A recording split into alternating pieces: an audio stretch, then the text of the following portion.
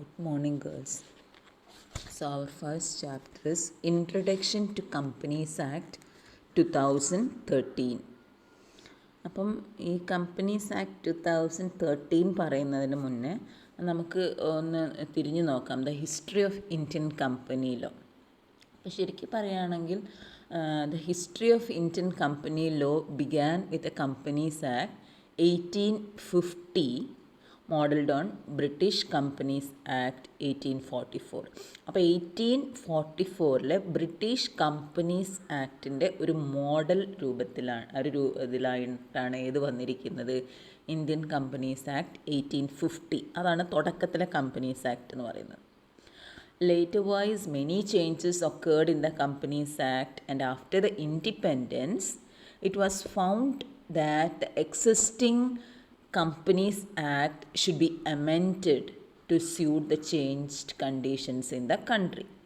അങ്ങനെ ഇൻഡിപെൻഡൻസിന് ശേഷം എന്താണ് കമ്പനീസ് ആക്ടിൽ ഒരുപാട് ചേഞ്ചസ് വന്നതുകൊണ്ട് കമ്പനീസ് ആക്ട് അമെൻഡ് ചെയ്യുക എന്നുള്ള ഒരു ആവശ്യം വന്നു ചേർന്ന്.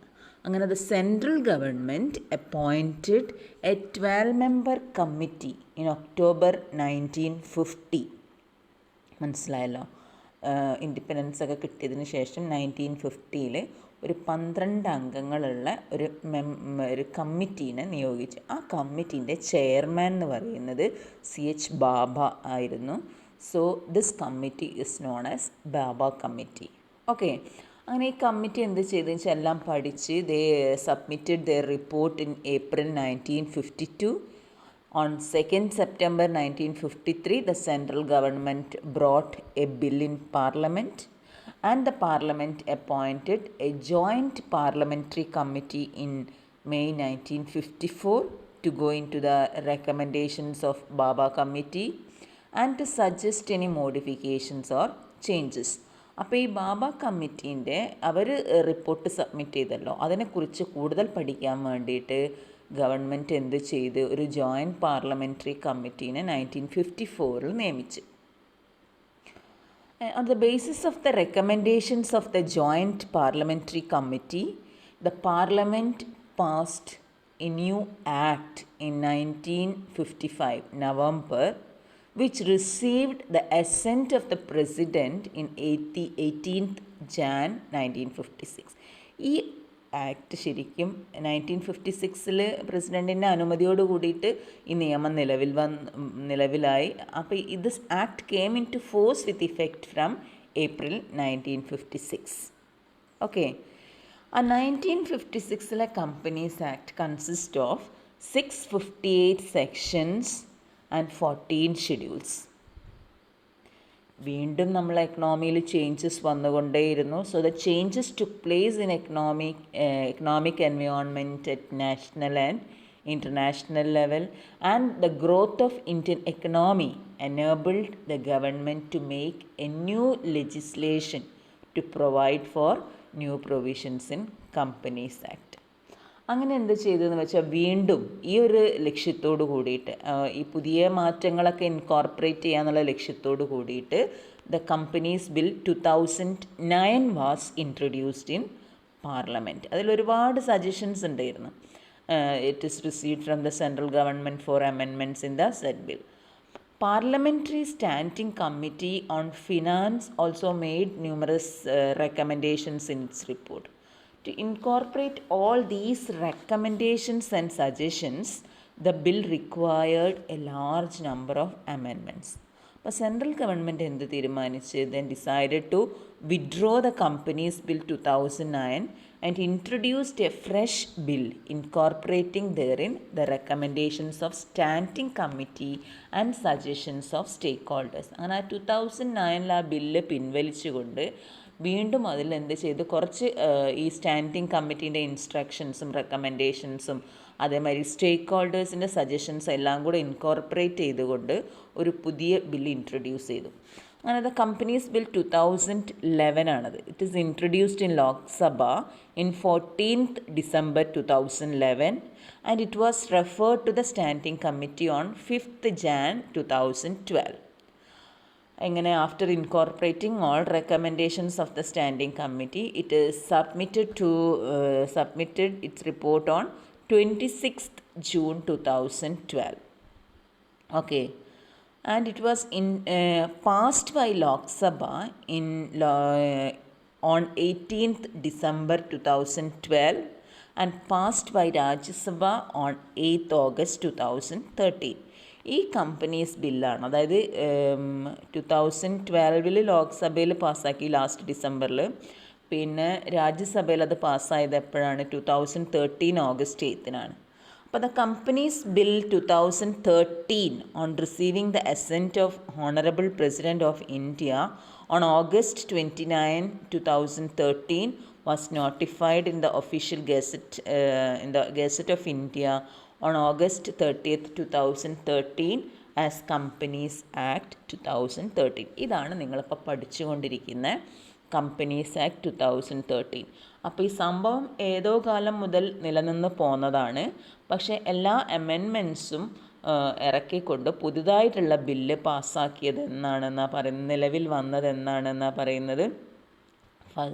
കമ്പനീസ് ആക്ട് ഗസറ്റിൽ, അതായത് പ്രസിഡൻറ്റിൻ്റെ അനുമതി കിട്ടിയത് August 29, 2013. ഗസറ്റ് ഓഫ് ഇന്ത്യയിൽ നോട്ടിഫൈ ചെയ്തത് 30th August 2013 as Companies Act 2013. Okay, ഇനി the enforcement date of this act എന്ന് പറയുന്നത് 1st April 2014. കമ്പനീസ് ആക്ട് 2013 എന്ന് പറയുമെങ്കിൽ കൂടി ഇത് എൻഫോഴ്സ് ചെയ്തിരിക്കുന്നത് എന്ന് മുതലാണെന്നാണ് പറയുന്നത്? 1st April 2014. ഓക്കെ, അതായത് ഈ എല്ലാ പ്രൊവിഷൻസും ഇതിൽ പറഞ്ഞിരിക്കുന്ന, ഈ ആക്ടിൽ പറഞ്ഞിരിക്കുന്നത് പ്രകാരം കമ്പനീസിൻ്റെ എല്ലാം കമ്പനിക്ക് ബാധകമാകുന്നത് എന്ന് മുതലായിരുന്നു? 1st April 2014 മുതലാണ് എന്നാണ് പറയുന്നത്. Okay, the Companies Act has a substantial part of the law prescribed within itself. അതായത് Companies Act gives substantial powers to the government and hence major prescriptions are in the form of rules. ഇനി ഈ act 2013 total എത്ര sections ഉണ്ടെന്നാണ് പറയുന്നത്? Total 470 sections and 7 schedules. As against 658 sections and 15 schedules in the 1956 Act. Companies Act 1956 ആക്റ്റിൽ 658 സെക്ഷൻസും 15 ഷെഡ്യൂൾസും ഇരുന്നുണ്ടായിരുന്നത്. അതിന് പകരമായിട്ട് ഈ 2013 ഇതനുസരിച്ചിട്ട്, act അനുസരിച്ചിട്ട് എത്ര സെക്ഷൻസാണ്? 470 സെക്ഷൻസ് ആൻഡ് 7 ഷെഡ്യൂൾസ്.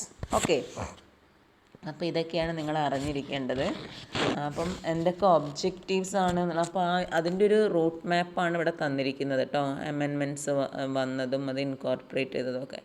ഇനി ഒബ്ജക്റ്റീവ്സ് ഓഫ് ദിസ് ആക്ട് എന്ന് പറഞ്ഞിട്ടുണ്ടെങ്കിൽ to achieve transparency, accountability and high standards of corporate governance. എല്ലാത്തിലും ഒരു സുതാര്യത ഉറപ്പ് വരുത്തുക എന്നുള്ളതാണ് ഇതിൻ്റെ വലിയ ലക്ഷ്യം. Then to enforce stricter actions against fraud and gross non-compliance with latest company law provisions. Then to set up institutional structures in the form of various authorities, bodies and panels, as well as by recognition of various roles for professional and other experts. Then to implement more effective and time-bound approvals and compliance requirements. And last, to recognize the various new concepts and procedures that protect interest of all the stakeholders. ഈ സ്റ്റേക്ക് holders എന്ന് പറയുമ്പം അതിലെല്ലാ ആളുകളും വരും കേട്ടോ. Share holders വരും, debenture holders വരും, company professionals വരും, creditors, financial institutions, bankers, tax authorities, management professional etcetera. Okay, the major corporate fraud occurred in recent times in India. So the main reasons of such incidents were ഒന്നുകിൽ എന്തായിരിക്കാം? Mismanagement ആവാം, non compliance and gross neglect of legal requirements. So Companies Act 2013 has made an effort to provide suitable mechanisms to guard against such incidents in the corporate sector. Silent features ഒക്കെ നോക്കി വെക്കണം. Scheme ഞാൻ പറഞ്ഞു കഴിഞ്ഞ്. Scheme of the act എന്ന് പറഞ്ഞാൽ എന്താണ്?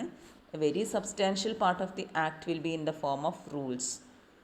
Okay then it has അതായത് കമ്പനീസ് ആക്ട് 2013 കണ്ടെയ്ൻസ് 470 സെക്ഷൻസ്. അതായത് 658 ആദ്യം 658 ആയിരുന്നു എന്നാണ് പറയുന്നത് 1956 ആക്ട് അനുസരിച്ച്. 7 schedules and 29 chapters. Previously it was 15 schedules and 13 parts. Okay, അപ്പോൾ സൈലൻറ്റ് ഫീച്ചേഴ്സൊക്കെ നോക്കിയിരിക്കുക. അപ്പോൾ ഞാൻ ജസ്റ്റ് ഒരു ഇൻട്രഡക്ഷൻ എടുക്കുന്നേ ഉള്ളൂ. നാളെ മുതൽ നമുക്ക് ശരിക്കും തുടങ്ങാം. അപ്പം മനസ്സിലാക്കി വെക്കുക. കമ്പനീസ് ആക്ടിൻ്റെ സൈലൻറ്റ് ഫീച്ചേഴ്സ് ചോദിച്ചിട്ടുണ്ടെങ്കിൽ it was the companies act 2013 was notified on 30th August 2014. It contains 470 sections and 7 schedules. It consists of 23 chapters. 29 chapters ആണത് കറക്റ്റ് ചെയ്യണം. Then the act extends to whole of India. Okay.